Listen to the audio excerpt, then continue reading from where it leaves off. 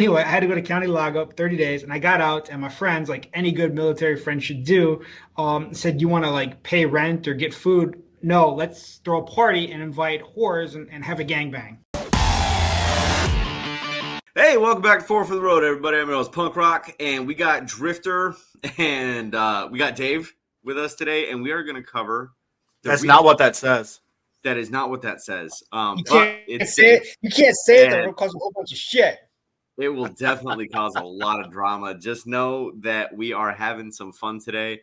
I'm about 4 and some change margaritas deep, and we are going to do the recap episode of our Jax Teller Memorial Run 2022. So, Dave, I'm going to kick it off with you. That's kind of where the run started, was with you and what you typically do on the way down to Florida, man. So let's cover some of that. First, if anybody had the opportunity over this trip to drink with Ken, they know that he's now at his limit at 4.5, and so they can track along. They can track along with us. But hey, also, I locked the trip in for next year. We're gonna go to California, do the Greenhorn.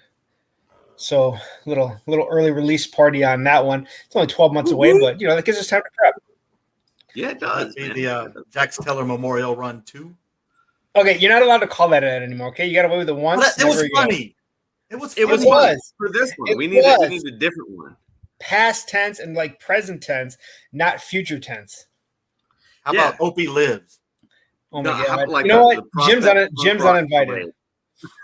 Jim's. I'm sure that. I'm just going to show up.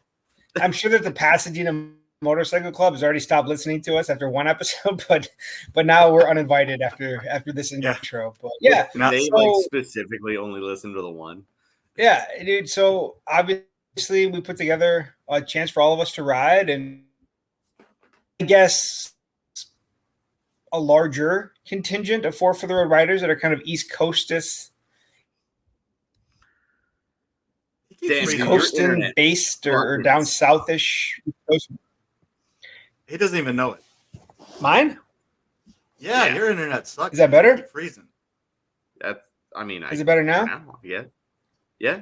I'll just keep going like this until you get seasick. But so yeah, I think a lot of Four for the Road riders are kind of down south or East Coast, and so putting together a ride where we were able to get together with everybody but our West Coast guys, Mac, Tragic, at least like who used to ride here, Tragic, and be able to see him. Professor. I think Mac is mid coast.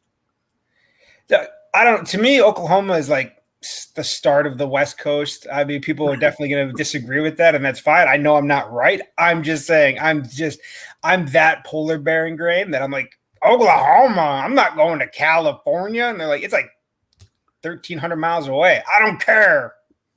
When you talk like that, I can hear banjos in the background.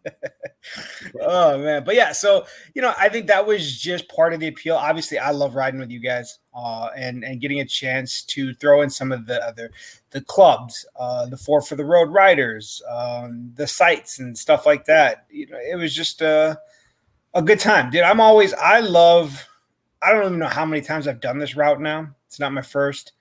But I love everything about going from Wisconsin, except Illinois. Dude. I don't know if anybody else lives in the Midwest, but Illinois fucking sucks. If you live in Illinois, like I feel bad for you.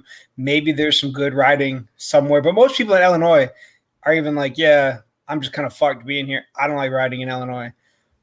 It takes forever to get through, especially coming from Wisconsin. Like I have no choice. If I don't go through Illinois, I have to go through Indiana. Let me tell you what's not better than Illinois. Fucking Indiana. So where was your first stop at?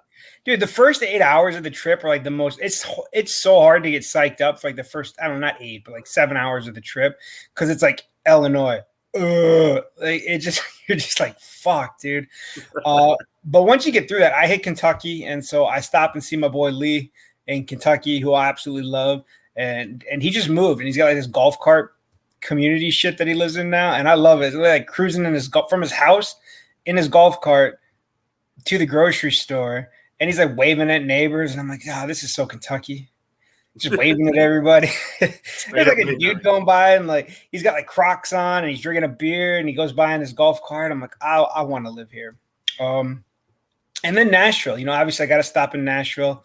I love my dude Stone. Stone's been on the podcast before. He got some stuff for myself and Ken that I was able to give Ken, and so it's always good to stop and see. Plus, I don't know if anybody else likes Nashville, but I like Nashville. I don't want to go downtown Nashville. I don't want to go to Broadway and all the fucking bachelorette party fucking chick bars and stuff, but I like Nashville in itself, like the old kind of outskirts stuff of Nashville. I enjoy that. And then obviously from there, Fort Benning, Georgia, Mercenary. Those guys are crazy. I don't know how they're alive. It's always been a mystery to me. I don't know. I guess maybe because some of them are still active duty.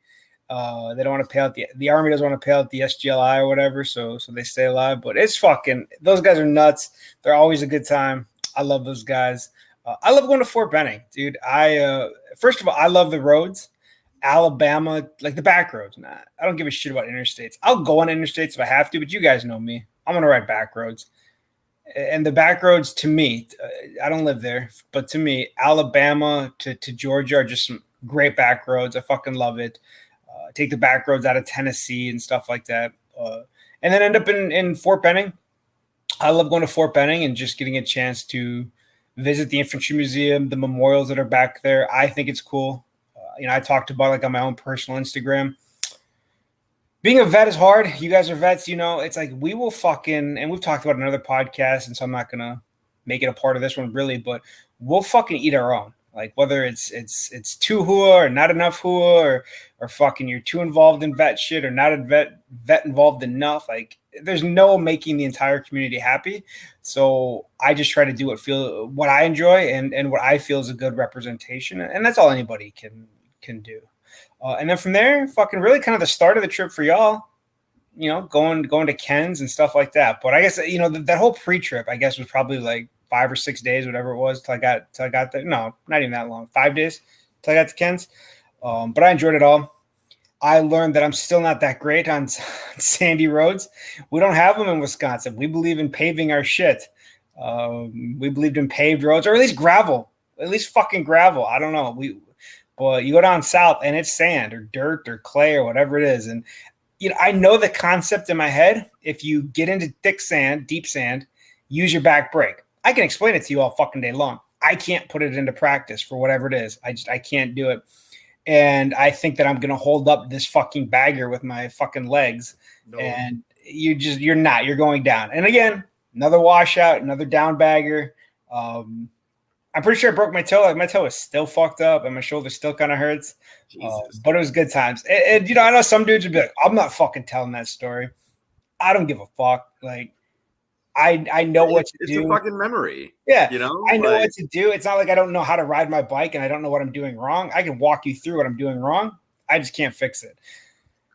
Because again, we have paved roads here. So there's that. You know what? In your defense, though, when we were on our way down to, we'll say Central Florida, to go meet up with 2 other riders from the staff, we did stop in some soft sand. I mean, I don't know why you didn't stop on the hard pack, but you rolled into the soft sand. And you know what? We made a big deal about it. We even went and got a beer afterwards because you hit the soft sand and then, you kind of wiggled a little bit, but then you kept it upright.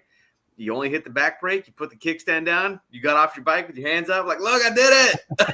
I only used the back brake, and that was good, man. And we're all proud of you, for only dropping the bike once. It was good. Oh, fuck that. You know what, Ken? Your new T-shirt is Bagger Down Dave. Bagger Down Dave.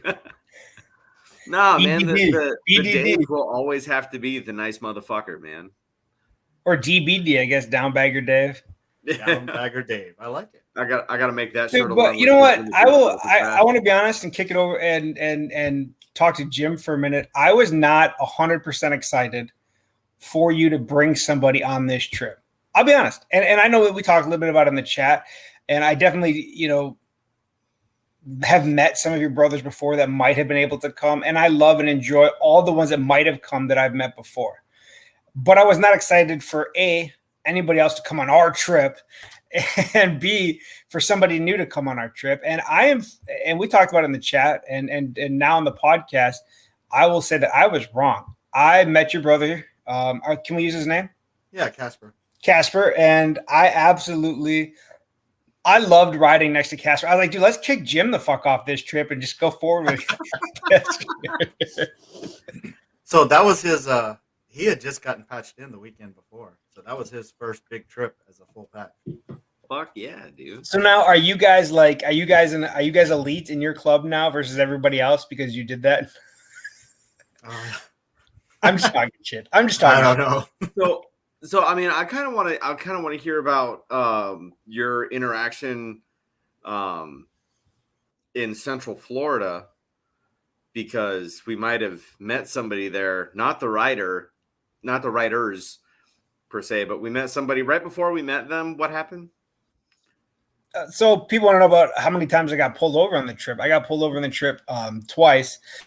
The first time I thought I swear to God, I'm not even for the sake of this podcast making this up. I thought I was passing a lesbian in a Steve Irwin shirt. If anybody doesn't know who Steve Irwin is, he was the crocodile hunter. I thought it was. We were both, of course, it was in fucking Illinois. And for those that don't know, I think it's now Ken's like WhatsApp profile picture or something. But I pulled up. We're probably doing 80, 85 in the left lane, and I'm gaining on this what I thought was a butch lesbian. No offense to butch lesbians that might check out this podcast. You're phenomenal. I'm just saying that's what I thought it was. And I get closer. You don't have cops usually have that tour pack on the back so they can like write tickets and shit like that or whatever they have in there. Extra ammo for shooting your dog. I don't know what the fuck they got in there, but it didn't have that. And it didn't have, or at least I didn't see anyway, lights on the back. It was just that old, that I don't even know what the fuck you call it for the Electroglide, like that brake lights that come on that chrome piece that almost looks like a fucking. Yeah, the cross member. Yeah. And so I was like, whatever. I looked and I'm like, is that kind of like maybe they're wearing a bulletproof vest or something under this Steve Irwin shirt. But I was like, no, I think it's just a buff, butch looking chick. So I'm going to go around. So again, we're both speeding. We're both doing probably between 82 and 85. Like I wasn't doing 80. I wasn't quite doing over 85. But then I speed up to probably 90 to go around this person. Nothing crazy. And as soon as I get up alongside of him, I'm like, oh, okay. It's a fucking cop. Like, what's the first thing that you shouldn't do if you pass a cop? Slam on the fucking brakes. Well, flip them off. Take the brakes or exit right away. Like, they're probably coming for you. So, but I do get over into the lane. Like, I'm going to take the next exit. Like, oh, yeah, this is where I parked my car. The next exit's mine. And sure as shit, that motherfucker gets behind me and pulls me over. And it's a dude, not a butch lesbian. And he goes... He comes up to the bike and he's like, do you know why I pulled you over? And I'm like, because we were speeding. And he's like, excuse me? And I was like, dude, you were speeding too. And so he's like, he didn't really say much. He took my shit and I got a warning and blah, blah, blah. That was the end of it, really. I got a warning. And so then with Ken, we were in Florida. We're going through a school zone. And were we speeding? Yes, we were speeding. Were we aggressively speeding in a school zone? Fuck no. We slowed way down. And when we saw the cops, yes. Well, because we didn't know what it was. We saw the cop because he has his lights on, and then we're like, oh, it's a school zone, and we slowed down. So this cop is running lights so people know it's a school zone, and there's kids leaving and cars pulling out and all this other stuff. And this mom in her Subaru pulls out right in front of Ken and I. And so I motion at the cop, like I wave my arms out, like, you better pull that bitch over, and I gave her the finger. Of course, the cop does not pull her over. He gets in behind Ken and I was oblivious to it. I didn't realize it. And so Ken and I are kind of at the stoplight with this cop behind us. There's a cop in front of us, and we're kind of dicking around on the bikes trying to turn hit each other's kill switch and stuff. And Ken's like, oh, this cop behind us is running our license plate. I'm like, no, he's not. If he didn't pull that mom over, he's not pulling us over. He pulled us over. Dude, like light turned green, his lights came on. And so we pull into this gas station, which was right in front of us. And Ken pulls in front of me, and then I'm behind Ken. And he doesn't talk to Ken. He just talks to me. And all of a sudden, a second cop pulls up. And so there's 2 cops. I was like, all of this for, I guess, speeding through a school zone. But basically, he was chastising me because I flipped that lady off. She didn't pull out in front of you. I was like, okay, whatever. I'm not going to argue this one or win. But then he keeps asking about my bike and my registration. And like, he wants to see my registration again and my license and my insurance. And then I had to show him where the VIN was on my frame. So for whatever reason, I've never heard of this, and I still haven't gotten it fixed. But when he ran my plates, they don't exist. And when he looks at my registration is off. Like the numbers aren't correct. There's a number or 2 that are off. Long story short, I had the previous year's registration, which has my plate number on it. So at one point, this was the correct plate. I don't know if the DMV, what I think happened is the DMV mailed me a messed up registration. And for whatever reason, that caused the computer to delete my plates and my registration. That's the only thing I can assume happened. Again, I'm fucking lazy and I haven't gotten it fixed. But my plate came back to nothing. I had the wrong registration. And he said if I wouldn't have had last year's registration, he would have impounded my bike, which may or may not allegedly have had shit on it. That would not have been great if I got impounded. Allegedly. Always an adventure. Fucking word me. Not word one, not hello. Yeah, he didn't talk to Ken at all. Neither of the 2 cops talked to Ken. Yeah, and the second guy pulled up, he fucking he gets out of his car, drops the bail on his fucking holster and walking up. Well, Ken for whatever reason, smoke, dude. And you know what? I'm glad that Ken did, because it turned out to be an awesome picture. But in the very beginning, 2 cop stop of this traffic stop, Ken decided it's a great time to walk behind the cops and take a picture. Turned out to be a phenomenal picture. But I was like, hey, do you mind not freaking these cops up by walking behind them while they're facing me? That'd be great. In my defense, I was making a lot of noise, right? So my fob is on a hook that I hang off my belt loop. And I have a wallet with a chain on it so I don't lose my fucking wallet while I'm riding. So I'm dusting myself off. I don't need to do that, but I'm hitting my keys and kind of drawing attention to myself and slowly exaggerated, pulling cigarettes out of my pocket, walking off to the side. Just kind of hey, I'm just here to laugh at my homie and smoke a cigarette while you're wasting our fucking time. But dude, that second cop was kind of a dick. He was waiting for you to sneeze wrong so he could just pretend you're a dog and shoot the fuck out of you. Long story short, he was where are you guys going? And mind you, we are very close at this point to a clubhouse. And there's no reason that I should have been going to this gas station if I'm so I told him, oh man, me and my buddy here are just traveling down A1A for a sightseeing tour.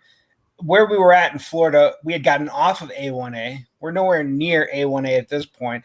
I'm 12 miles or something like that away from it too. And there's no reason I would have went this far out of my way, let alone through a school zone to get to this gas station. And unless he's absolutely retarded, he knows what's 4 storefronts down. He knows where I'm going. And I don't know, got a warning to get my shit fixed when I got home. And that was it. It must be your face, man. You must piss people off just for that. Dude, that was hilarious, dude. And I'm just sitting there watching it, just this is gonna be so bad. I really thought that I didn't get nervous at all with what I thought was the crocodile hunter pullover. In fact, I was angry that he was wasting my time because he was speeding too. You can't pick and choose which laws you enforce. If you're speeding, you're just as guilty as I am. I mean, I understand that's not how it works, but no. I had no concerns with that one. When we got pulled over in that gas station and where we were, I was like, my bike's getting impounded and I'm going to have some phone calls that I can't explain. There's some phone calls that I'm going to have to make that are just, this is going to be a prolonged process. But, we got lucky. And then that was the same night. I got super sick the next day, that night, whatever. And kind of shit on I did not feel good for the entire ride up Highway 17, and it really ruined our time with Chop. I was just I could feel it like a wave just coming over me. I wouldn't say it ruined it. For me, it did. I mean, I was gonna say for you maybe, and which is unfortunate, right? And I'm not like trying to make light of that. No. Yet. But I mean, I had a fucking blasty blast with Chop. He is much taller than I thought he was. but you know, before we met up with Chop, we met up with Dad, and then we met up with the old dirt of the road. That's what I'm calling from now on. But dude, it was just fucking rad to get the four of us together, and thank you very much to that club that hosted us. That was really rad of you guys. We appreciate it. And it was very Gucci of them. It was very Gucci of them. Dude, fucking birds of a feathers flock together. You know what I'm saying? And it was just really fucking rad of all of them to host us. They helped us out with the bar and all that stuff. It was just really awesome. It was a really class act, which is typical of that motorcycle club. Every time I've been around them, they're just a class act. They're not these giant fucking dickheads or anything like that. They're very approachable, very just chill, awesome dudes. And, this was to be expected, how good of a time we had, in my opinion.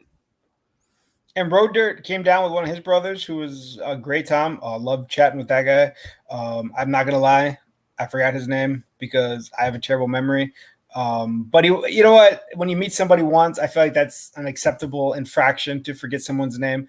But I will say, regardless of remembering someone's name or not, he left an impression where I'm like, dude, that is a dude that I would totally chill with again and again. And obviously Road Dirt is phenomenal as well. But the brother that he brought with him was great. And I loved chatting with him and had a great time with all of them. And then, Jim, who's originally from Jacksonville, knows the area. I'm not from there. I just went to high school there. That's okay, whatever. You have enough background in Jacksonville. You pick probably, according to Yelp, the most dangerous hotel in Jacksonville to stay the night at. Because that's how I roll. That's how I roll. Come on. So I'm concerned, right? I thought he was fucking joking. He calls me when he gets to the hotel. And what the plan is he's going to go to the hotel, I'm sure, and him and his brother jam straight down from Virginia, right? So from where I was at when I left, it was 626 miles. So I'm assuming it's a little bit farther than that, probably closer to 700.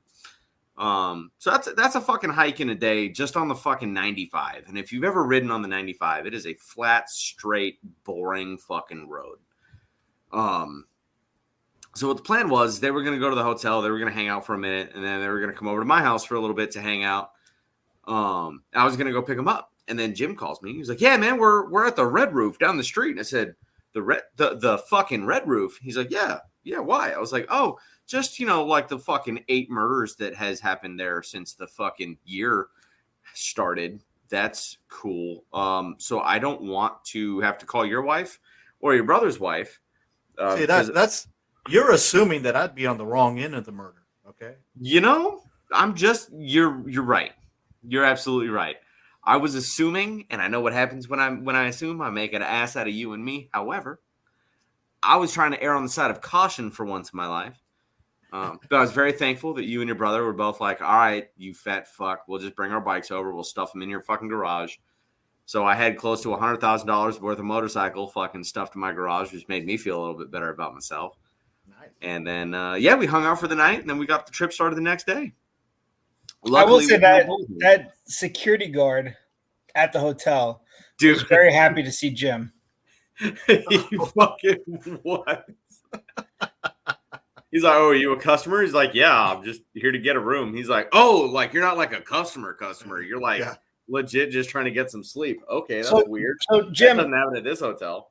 What what made you extend the invite to Casper? I mean, I don't know how much there is to the story to tell, but again, phenomenal time with that dude. First time meeting him, just enjoyed him right off the bat. I mean, other than the fact that he's in your club, he's your brother. This. I'm not putting anybody's business out there, but I feel like in every club, there's probably maybe a few guys that you might select first, we'll say, for a trip like that. What was it about? What is it about Casper? Well, all my brothers are first. I don't know what the hell you're talking about. Yeah, you know what I'm saying. Damn. You know what I'm saying. Casper's a cool fucking dude. And, absolutely. I really wanted to spend time with him. Smalls was going to come too, but he had some stuff come up at the end, and so it worked out really well. I got to spend time with a brand new brother who was one hell of a prospect, and and he definitely lives up to his name, Casper, as in Casper the Friendly Ghost. The guy's always there, always helping, just a great guy, and I'm really happy I got to spend that time. Yeah, I mean, he was a fucking blasty blast to hang out with and ride with. You know, I mean, I unfortunately I have to kind of admit that I felt the same way that Dave did. I was kind of pissed off. You guys need to trust me. That we do. But yeah, I was kind of pissed off that we were having another person come on when the trip was supposed to be just like the three of us. But dude, I couldn't have asked for a better addition to the trip. He was awesome. He rides really well. He's fucking awesome and also hilarious. Like maybe it's just because I'm stupid, but like he'll say something and then that's just like the fucking bomb in the back of your brain that goes off like 20 minutes later, and you just turn to him like, you motherfucker. Oh yeah, he's real low key. You gotta watch him, boy. He'll sneak him in. Dude, he's great. Like I said, I had a fucking blast. You know, even when I was taking like video and picture and stuff like that, he was like, why don't I take the pictures and Punk Rock? Why don't you get in the photo? I'm like, no, man, it's cool. Like I have control issues. So like, I'll just tell people I took the picture. Like, and that was my contribution to the photo. Like, it's fine. It worked out really well. It really did. You know, he was awesome. And I'm thankful that he came with us. And there was this bar that I want to take you guys to, and maybe next time from Virginia, we can go to South Carolina and be a little bit of a shorter trip and do whatever we have to go the fuck around Myrtle Beach. But yes. there was this bar south of Charleston on the ocean that I wanted to take you guys to that we didn't get to. We bypassed it to go see where they filmed Forrest Gump, or where so what I gathered was that this is the road. The house is no longer actually there. It's private property, all that kind of stuff. But we kind of chose to forego the bar because there'll be plenty of drinking later.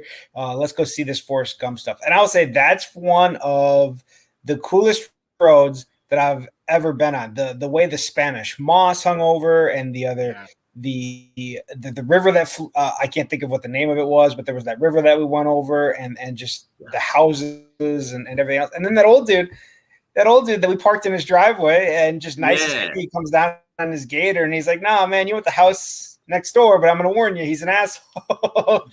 I had a great time talking to that old timer. Yeah, it was good talking with him. He was a good guy. And that was, you're right, that was an absolutely beautiful road. My only complaint about that is like the transition to the overpass going over the river, kind of hard on the testicles there. That was kind of rough. I was not ready for that.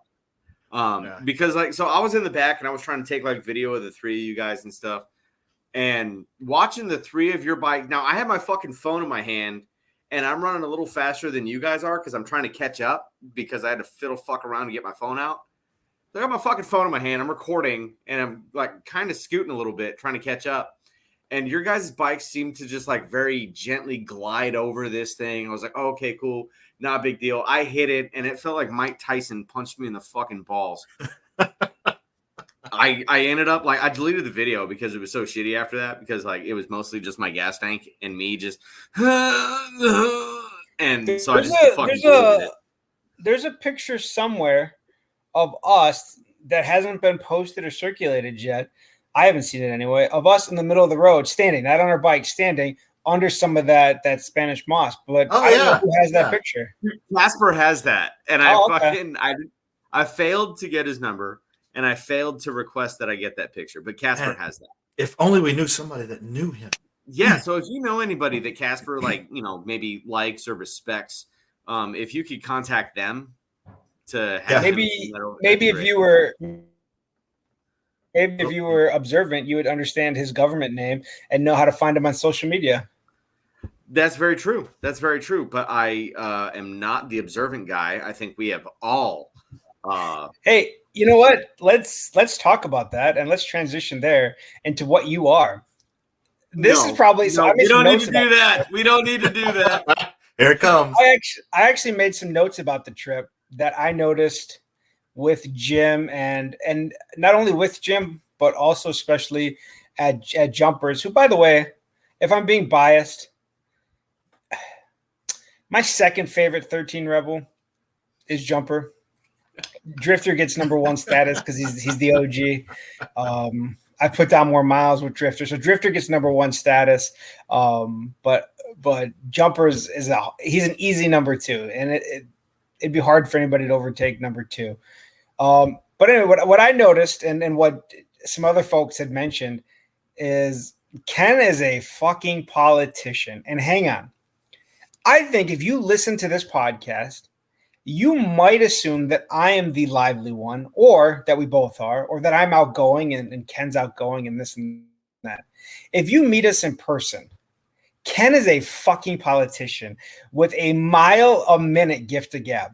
Like, he will talk to you out, where I won't talk to you.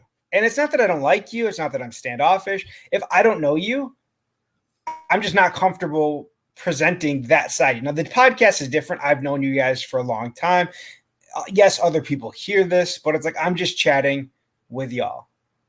If we're in person and I don't know you, I'm not, I mean, I can't even tell you how many people I've talked to that are like, oh, I had no idea that you even do that. I was like, I don't want to talk about it. Or I guess, I don't want it to be I don't want you to think that I want it to be the focal point. And I'm not saying that Ken does either. I'm just saying that he has no qualms about just, I mean, that's so very true. So Jumper and I were actually sitting on Jumper's back porch, and sure, Ken's a few beers deep, and he's talking to another feller, and I don't know that this kid said more than 2 words, and Ken mapped out, and I'm not even shitting you when I say this. I'm not even bullshitting for story effect.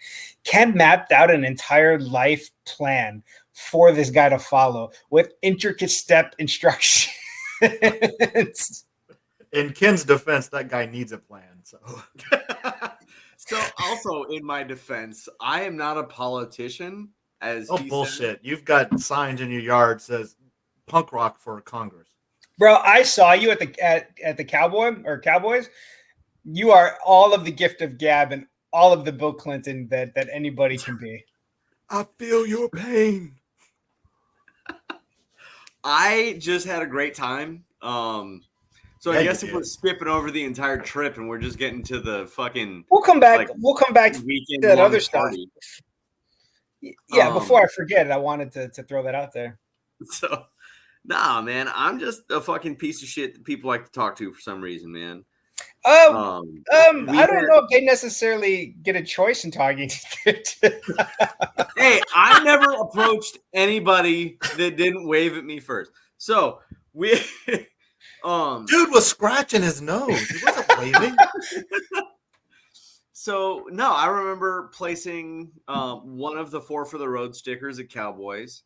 I remember Sir David placing the other one, and best believe when I move up there, I'm going to be looking for that motherfucker. I'm going to make sure that she left it on the back of that computer there. But no, I do want to fucking mention. I think it was in North Carolina, right? We stopped in this little fucking town, and it was pretty cool, man. It had all these fucking these old historic buildings, but unfortunately they were kind of disheveled and stuff like that. But we stopped at this gas station after we got split up, and I'm not going to go very far into that. But we stopped at this gas station after we were reunited, and it felt so good. And I walk into this gas station because at this point, my back teeth are floating. I have had to piss since we crossed into North Carolina, and we finally get to this gas station in North Carolina, and I was like, all right, cool. Met up with the homie Jay. He rode with us all the way up to fucking Williamsburg. One eternity later. But yeah, that was just kind of a roundabout way of saying we met up with our homie Jay in North Carolina. Wait, that was the whole point of that fucking story? Dude, I totally lost it. I'm kind of fucking drunk, and I forgot where that was going. Worst story ever. I just remember I had to pee real bad, and then we met up with Jay. And that Jay, gas station was in Virginia. Was it? Was. Yes. That was technically Virginia? Yeah. Fuck. It wasn't technically. It was Virginia. I mean, we met up. It with was Jay in like North 5 Carolina. minutes before Casper got home. Yeah. I remember. Okay, look. First off, I'm drunk now. Second is I remember we met up with Jay, and then like I already had to pee, and I just remember we finally met Dave at the resurrect. What was it? Like the Salvation Station or some shit like that. Yeah, because Jim's GPS was on some kind of crazy shit that day. Negatory Pigpen. Your GPS was Yeah. Dude, so I drunk. do remember I looked at that later. Jim, if we would have just let Dave take the fucking right that he took, if we would have just went straight, that road curves around that giant fucking forest that's the road splits, and we would have just rode right fucking past it. But anyway, we all flipped the bitch at this like used furniture store that looked like they sell meth as well. And then we turn around, we got hooked back up with Dave at like the Salvation Station, which is like a gay Jesus place. And that I thought we were still in North Carolina, but apparently we were in Virginia, and I had to pee real bad, and it didn't matter because I finally got to pee after like a whole state of me having to pee. Okay, no more stories. You're cut off. I know, but yeah, at the end of the day, as I've just proven in the What last is 3 the? minutes, Where's the story? I am going? not a fucking politician. Also drunk, also very drunk. Yeah, dude. So I thought that was funny because I think that there's a perception sometimes if you listen to this podcast that like all of us are going to be engaging and articulate and outgoing. And I hope that nobody ever takes offense to it. Like if I just don't know you, I want to talk to you, but I also don't want to talk to you until I know you. Well, how the fuck do you get to know somebody if you don't talk to them? I haven't figured that out, but there's definitely in person a giant contrast in personalities between Ken and me. And I will also say, for anybody that listens to this podcast, I will share hilarious stories about myself because I don't care. You can't embarrass me. But I am the father and Ken is the kid when we are out together and there's shit going on. All right. I am the mature, responsible one. I would agree with that. 100%. Yeah. I can't even argue that.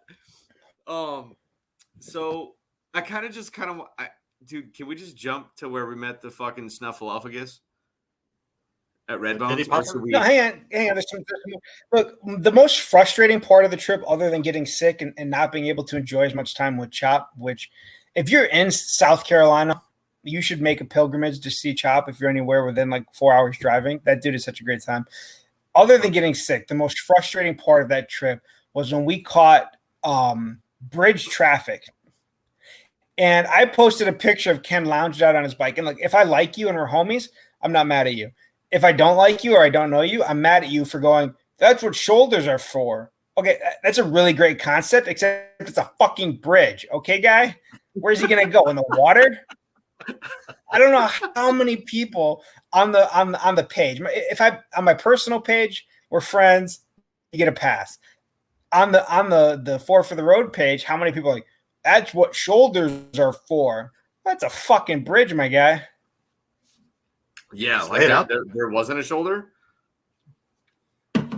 Ken's not even a great swimmer, so I don't know where you want him to go. That's why. Although I am pleasantly buoyant.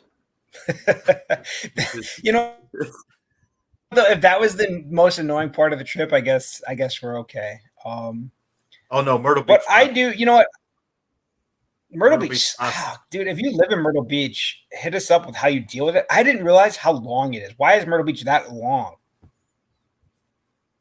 Myrtle Beach was fucking gross. Like that, we didn't even stop. Like we just fucking kept her moving, fella, and then like thank God we were fucking gone. That was stop and go in the heat. Not good. And was it just me or does Myrtle Beach not sync their traffic lights?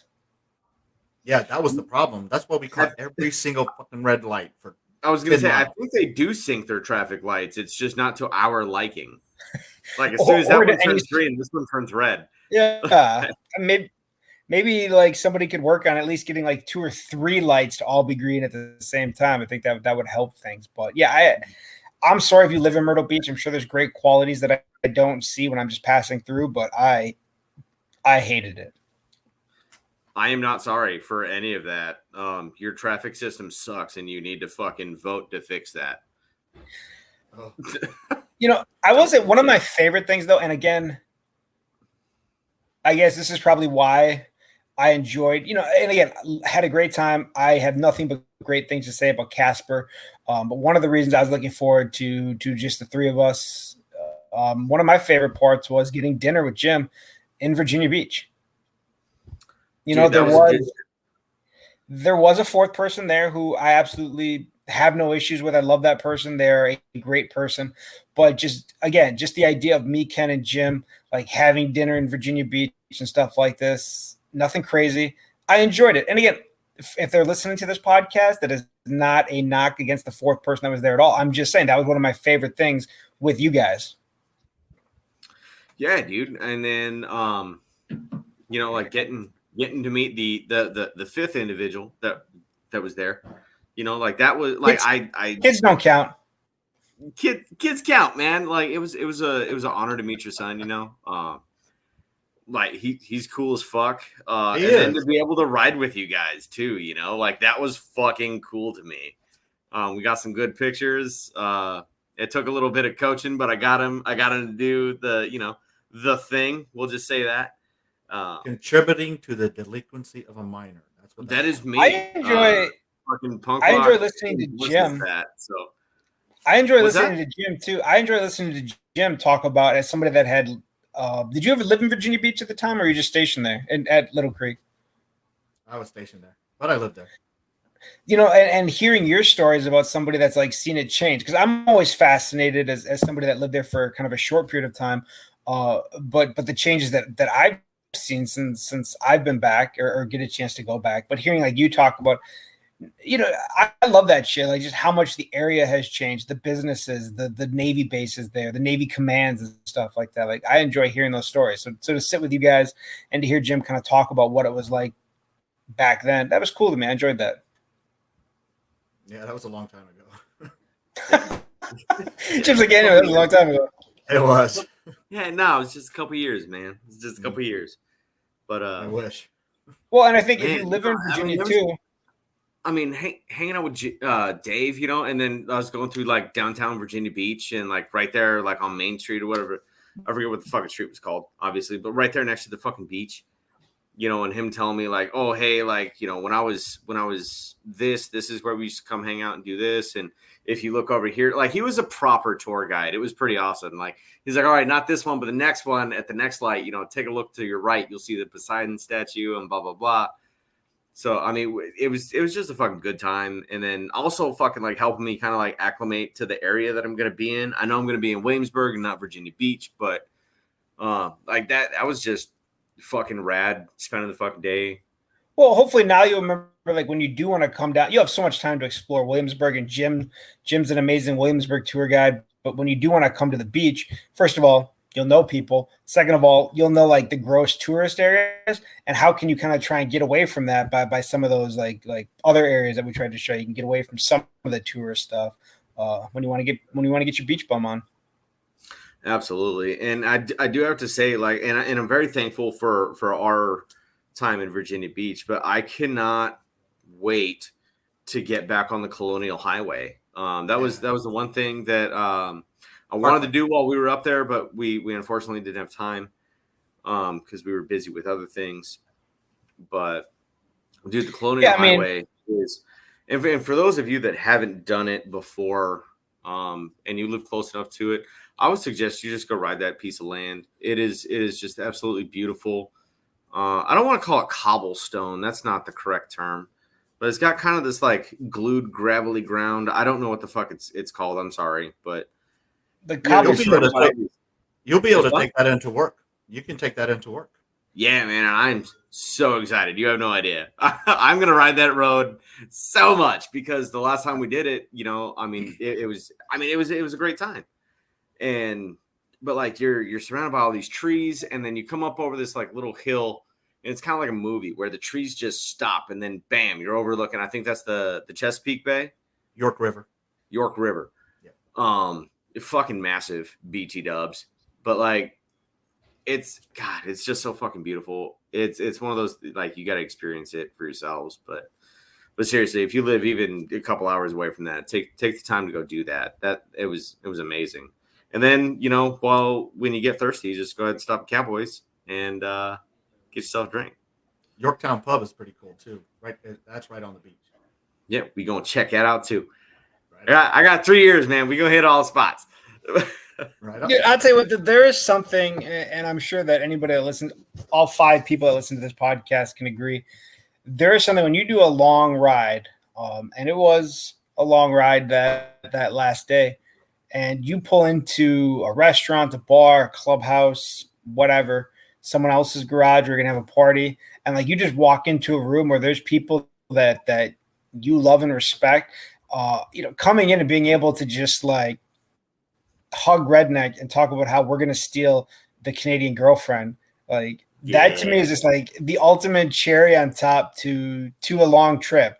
Getting a beer and Karma, the first thing he does is come up and try to buy you shots like 30 seconds after you get off the bike. Like I just think that was, or hearing Jim and the way that he moves with other clubs, and when Jim has somebody that he likes and the affection that he shows him, like calling this guy by the name of the lead singer from Rage Against the Machine. Like, I love that shit. Like hearing Jim interact like that. And so to me, that's really what I enjoy about Cowboys, the people that go there, the atmosphere.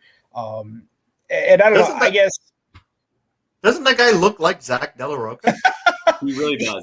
He does. Really does. He does. But your enthusiasm for him as a person, I love that. It's the same shit as like when we went to or when we stopped in Dodge City and there was another club across the street at the gas station. When Jim's excited about something or just stoked to do something, that shit's infectious. Like he gets you hyped up. You're like, I don't even know you, but yeah, dude, you look like Zach. Yeah.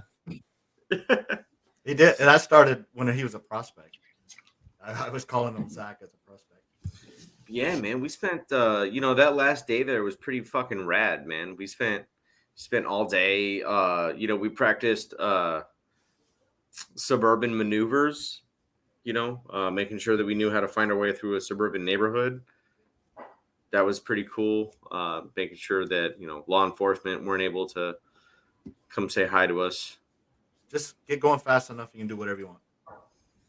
I will say, I don't know if there's, and I'm not being disrespectful to anybody else's wife. I'm just saying if there is a Old Lady of the Year award, Mrs. Karma should definitely be a nominee for 2022. I've had the pleasure to meet her before. The hospitality that they as a family have given me through other trips is always great. And this time with 4 of us, it was, again, just amazing. Food, drinks, places to sleep, legitimate bedrooms instead of like just a random couch or a mattress. Like they really go all out. They make you feel welcome. And I just can't say enough good things about them as people, but especially the way that she not only supports what he does club-wise, but the way she supports his brothers or just stupid pass-throughers like Ken and I. I hope that they hear this. I hope that if there's somebody out there that knows us and knows them, I hope you pass this along. They're just phenomenal people. They are. Absolutely. I concur, man. I concur. But yeah, and even Ken talks more than Karma. Dude, I still so that night we were leaving, we stopped at the gas station. I got all that like bushel of bananas. Because I thought everybody else was gonna help me eat the bananas. I was wrong. I was the only one that liked bananas. Yeah, that was a weird late night purchase, yeah. Yeah. Yeah, dude. I threw like 5 fucking bananas up on the counter. Chicks just gotta look at me. I'm like, just shut up and ring up the fucking bananas. I like bananas. They were good. But yeah, that one banana that nobody ate, that one made it all the way back to Jacksonville with me on an accident. Ew. Yeah, it was not great. Because in my mind, I was just like, oh, my left saddlebag's full, so nothing I need is in there. And I just left that bitch. And I fucking got home and I started unpacking. I was like, oh, God. But it's all right. How long did it take you to get back? How long did it take fuck. I think I left Jumpers at like 8. 8, 7:45 ish, and then I got home right around 5. That's not bad. No, I was fucking scooting. So you But- took That's nine. another, I know we've talked about it before. Jumper is just amazing. Obviously, Jim has nothing but great brothers, but there's just some that I have far more affection for, and Jumper is definitely one of those. His whole family, even his wife, is amazing and stuff like that too. Talking about great supportive old ladies and stuff like that. Jumper's another one. The way they let Ken and I stay there, fed us pizza. I think the night that Ken left, we went to a cookout at one of your hang-arounds house. I don't know if you want me to put his name or his business out there, but a hang-around for your club. And him and his wife were phenomenal and stuff like that. So, just the whole experience in Virginia, the whole experience with the trip, riding with you guys, the fact that you brought one of your brothers that was outstanding, it just made it, everything that much better for the trip. And nothing was on fire. There was no heat waves, nobody to turn around early this time. It was a successful trip. Ken got to experience Red Bones, and he got to politic with another club there, which he enjoyed to the utmost. We'll call it He that. did. I'm not saying that I was messaging Ken trying to be responsible. Like, no, dude, you know what? Let's go do this instead. And he's like, "There's clubs here. I'm gonna go get drunk." I was not drunk. I'm paraphrasing. So speaking of drunk, we But were at I am Red glad- Bones, we found out that there was this lady, Crystal. She doesn't listen to the show. So Crystal, I hope Steve stops shaving his pubes in the sink. I hope that you guys were able to have that conversation. And I hope that you really did seek some therapy, because I have never seen a woman so mad that she just had to pop a titty out. That was interesting. So we didn't, I went back and forth. I have some really great audio of this lady that, I'm going to be honest, I can't bring myself to post it. I just can't. Even if I edit her out of it, there's a part of me, I guess, that still has a conscience, and I can't bring myself to absolutely, on a public platform like this. And especially, how am I going to make fun of other people that I feel like abuse their platforms if I put this poor lady on Front Street? But I will say that night, and I'm guessing that's not the first time, a lot of the things that happened to her, she brought on herself. She came over to our table, which, first of all, I'm angry that I'm here in the first place, because I should be in Virginia Beach, not in Chesapeake, doing much more mature and responsible things. But whatever, I'm here for Ken. I even said I'm going to have a beer. Yeah, 100%. I said I'm going to have a beer, and I'm dragging you out of here. Well, during the course of my beer, this lady comes up to the table that's occupied by myself and a couple of other club members, and she goes, "My husband would love to ride with somebody." And it was a little bit of an odd statement, but maybe I think I have a different level of since being around y'all and doing Four for the Road of I guess empathy or understanding. So I was like, yeah, go on. And they're like, their question was, why isn't he here talking to us? Well, he's at home with the kids. That's really great that he gave you a night out. That's good shit in a marriage. So the conversation should have ended there, but it didn't. What does he ride? He rides a Sportster. Okay. You know what? Maybe he's just learning to ride. He's getting his feet wet. I mean, I learned to ride on a 500 Suzuki Katana. I get it. I'm not going to judge the Sportster. Well, yeah, you should come to Red Bones, or he should come to some bike nights. And I think to the club's credit, I think those guys even mentioned a bike night or something that he could go to and meet people. And, she said he's a vet and all this stuff. So that's great. And then she went on how she's a vet. Great. Everybody at this point is like, all right, I'm ready for this conversation to be over, but it's respectful enough. But she wouldn't leave. Nope. And it gets worse. And she, this waitress brings her 2 shots. And I was like, okay, I don't have a great feeling about where this is headed, but I'm invested now. Let's fucking see where this goes. And she is... man, I feel bad. She is just a larger person. She's portly. Yeah. And whatever that might entail. But she takes her beer, she takes these 2 shots, and most of it misses her mouth and is just on her face. And she's already drunk. She didn't need those 2 shots. And so now it's dripping everywhere. It's on her. she's going into this story, she starts crying, and I'm like, are you crying? Like, it's okay, you don't have to cry. And at this point, I'm teetering between annoyed and now I guess sympathetic. And she's talking about like she's mad at her husband, and that's why she's out and he's home with the kids, and there's a lot of babbling that goes on. But basically, finally, she's like, she found a bunch of hairs in her sink that she's convinced are his ball hairs. Sack hairs. And that's why she's mad. And then she's not 100% sure they're his ball hairs. And I'm like, whoa. Hang on. Are you saying there could be a mystery baller? No, she's not 100% sure they came from his balls. So I'm like, did it come from his butthole? Like, what the and she's and she goes, to her credit, and also showed us while dressed that she could not possibly put her vagina on the sink and do it. So it was not her fault. I appreciated the information and the demonstration that went with it.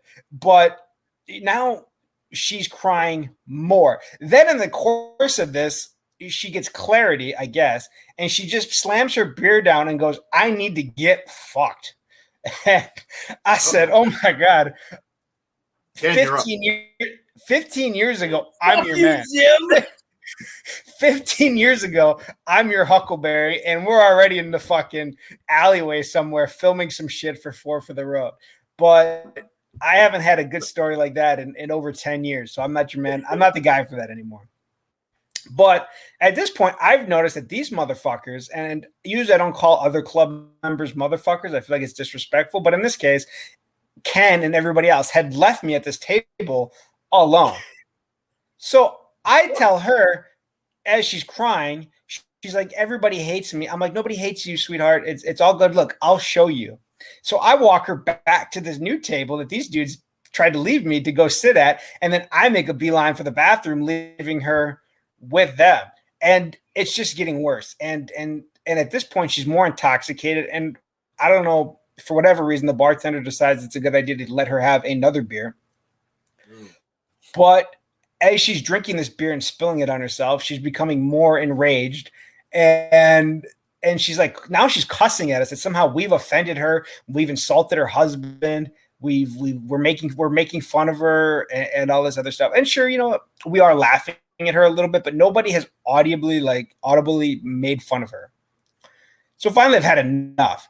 And I put my beer down and I was like, look, you need to shut up or you need to get the fuck out of here. I'm tired of it. I don't want to hear it. This is ridiculous. Get your shit together. And I swear to God, if I'm lying, I'm dying. She sobered up and she for a few seconds, and she sat down, folded her hands, and didn't say a peep in her chair and just looked straight ahead. And she was fine as could be for a couple of minutes. It was great. Yeah. And then all of a sudden she goes inside the bar and comes out and says, I knew y'all were going to kill me. And it just went downhill from there. I was like, what? We had all migrated inside, right? Because we were hanging out on the patio. We all migrated inside. And then she comes in. So we all just kind of look at each other and then we migrate back outside. Because she's fucked up. She's not going to put this together, right? And so she comes back outside. She's like, man, I'm fucking drunk. I can't drive. One of y'all need to take me home. Like it was our fault that she was fucked up. She was like, one of y'all need to take me home. And we're all just kind of looking at each other. I was like, not it. Sorry, guys. I'm from out of state. I only got one helmet with me. I can't take her home. It's on one of y'all. And everybody's like, nope, well, I only got one helmet too, man. I can't help her out. I don't know what to tell you. Fucking Uber's a thing. And then she just starts fucking screaming at us. Just like, you're not going to give me a ride home because I'm fat. I was just like, well, yeah. Hey, 15 years ago, a younger Dave was your man. All right. I would have done all of that twice and bragged about it in the morning, but not anymore. And so she's yelling at us and she, I don't know, collapses on the side of the building where there's a bench and one of her friends picks her up and her last she still had a little bit of dignity left at this point, but just to make sure she shit all over that, she yells at us out the window and lifts up these god-awful titties and just lets them hang out the window as she's riding off, telling us to go fuck ourselves. And I was like, and for a minute, I was both entertained and upset with Ken. Like, I fucking told you we should have stayed where we were. I don't know why you made me come out here. Because now we have a story, Dave. So from my perspective of that, right? Because we all just kind of looked at each other like, all right, this is no longer funny or entertaining. Like, we got to dip. So we all paid our tab. We're getting ready. Like, we're all at the bikes, like pretending to put our helmets on. Because we all had the agreement. If she actually fucking leaves, we're going to go back inside and we're going to have a good time. And if she doesn't, then we're actually going to get on these fucking motorcycles and we're going to leave. So, like, I'm standing on the right side of my bike because I parked rather close to somebody that we came with. Stand on the right side of my bike, put my helmet on, and I'm just like fucking 1,000-yard stare. You fucking veterans know what I'm talking about. Straight ahead. I'm not paying no attention to this fucking bitch that's driving by. I am in my own little world thinking about how I'm going to get home. And then I'm watching the guy that we rode there with, and you just see his face change to like horror and confusion all at the same time. And it was just this beautiful look on his face. And then I popped my helmet off. I was like, hey, bro, like, you okay? He was just like, you didn't see that? That was the most disgusting set of titties I've ever seen. It's like, fuck. No, I missed them. Oh, Papa titties struck again. Oh, dude, they were gross. But you guys got anything else from the trip? No, it was a great time. And we'll see how next year's goes. Dude, I enjoy, again, I was sick, but I enjoyed motel beers with Jim and Casper in South Carolina. That's one of the things that I was looking the most forward to. And I ended up going to bed early while Ken sat outside and politicked a little bit with Jim. but that was still one of my most favorite things. And I will say, so shout out to Cole. I know he'll listen to this podcast, but everybody here on this podcast has met Cole. I love Cole. Cole is amazing. Cole he's a younger dude. I mean, even younger than us, especially younger than Jim. But he's just so stand up, and he's in a club, and I think he's just the best representation of that club. I hope they know how lucky they are to have somebody like Cole. Having garage beers with him and drooling over Brent's bike. I loved it. Every time I've gotten a chance to hang out with Cole, texting Cole during this podcast, absolutely love it. And so I hope he listens to this podcast. And if you're in Virginia and you know who Cole is, I hope you fucking buy him a beer. And if you don't, find out who Cole is and then buy him a beer. But he's a great time.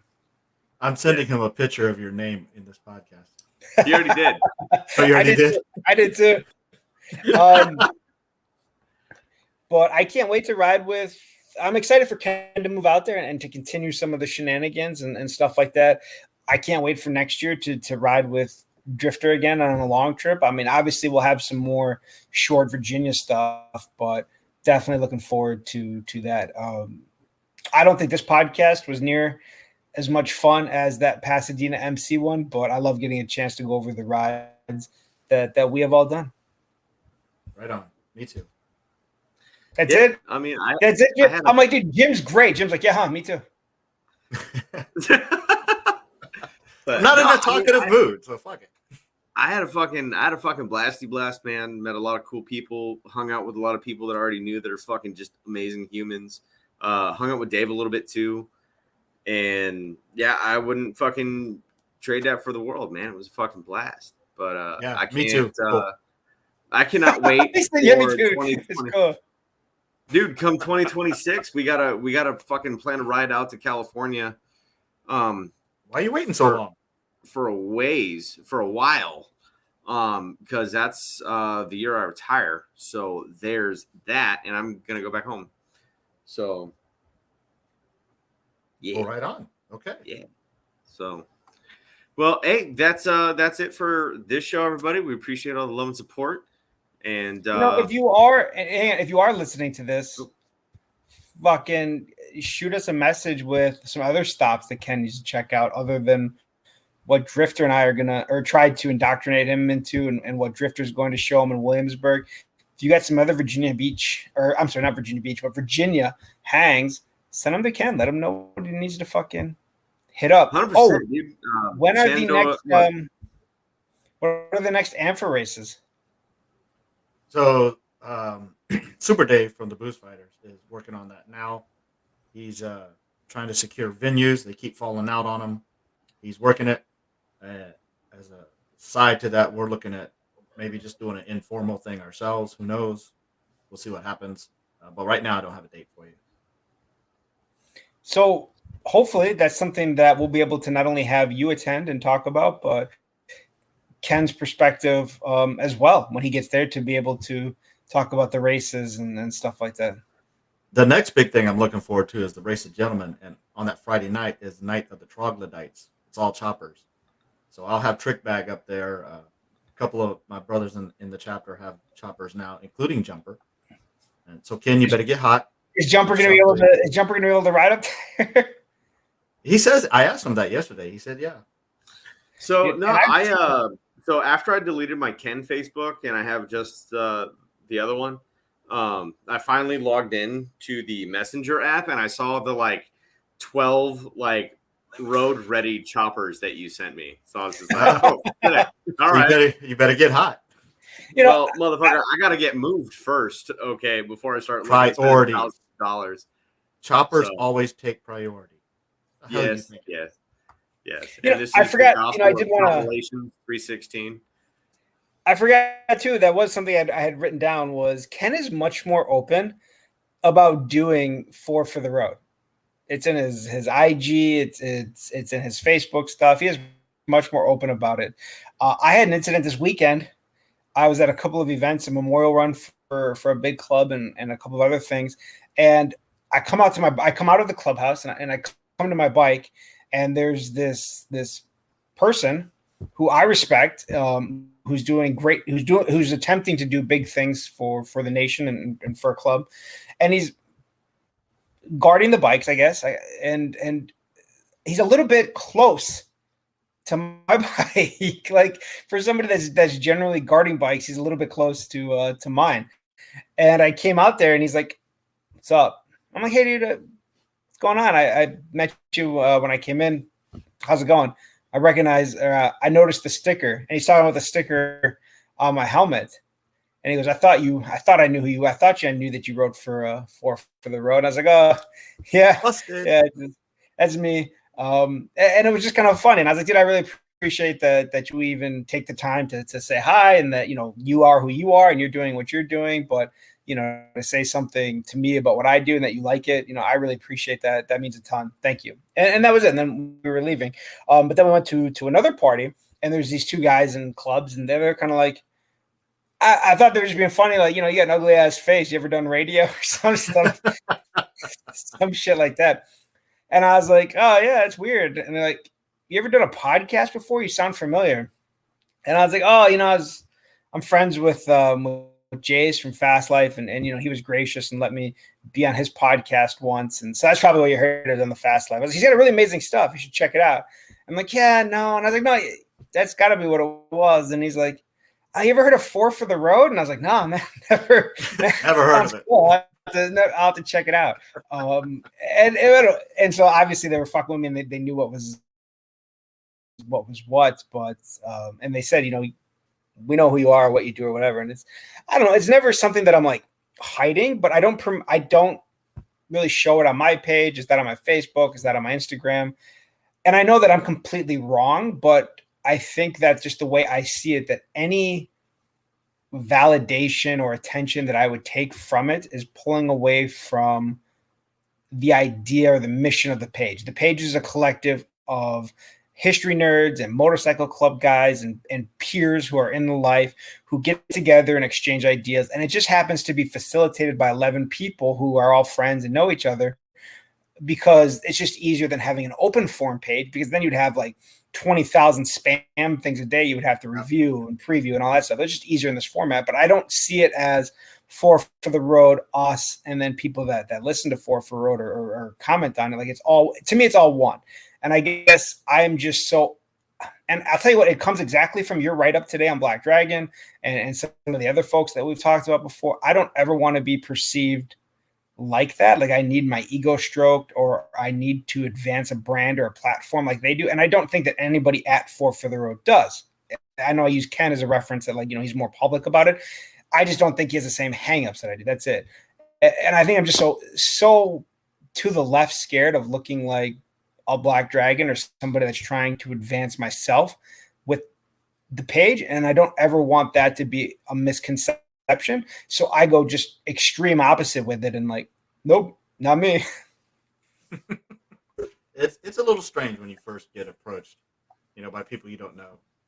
You know, I get that a lot too. So it is a little, I don't want to say alarming, but it is very strange to have people you don't know come up and because they hear us talking, you know, they act like, or they feel like they know us, and they do to a degree, but it's just strange because you have no idea who this person is, but they feel like they know you. Yeah, absolutely. And like I said, it's never a disrespectful thing if I don't talk about it or downplay it or anything like that. It's just I'm not comfortable with trying to have somebody like, I'm just not comfortable with somebody saying they like it, even though that's great. That's what we want. I want to flip it back onto them and be like, dude, you're the cool one. Like, I appreciate you commenting or checking stuff out or listening to us or having a beer with me. Like, I always want to flip it back. Like, nothing that we've done is cool. I think what you're doing is cool. And tell me about your club so that I can talk about, I can be a history nerd or whatever. And I think Drifter's a lot of the same way. Yeah. And Ken's just a politician. Where's Ken at? He's having dinner. It's in the private chat here. It says, do the outro. Melissa's pissed because dinner is ready. I hope he keeps this in here. Yeah. So anyway, so Ken had to go. Keep this in. Yeah. Ken, right, keep I'll play Ken. So that's it for Four for the Road. Thanks a lot, guys, for listening. The two of you that are still here. And we'll see you hopefully in a few days again with something new and exciting.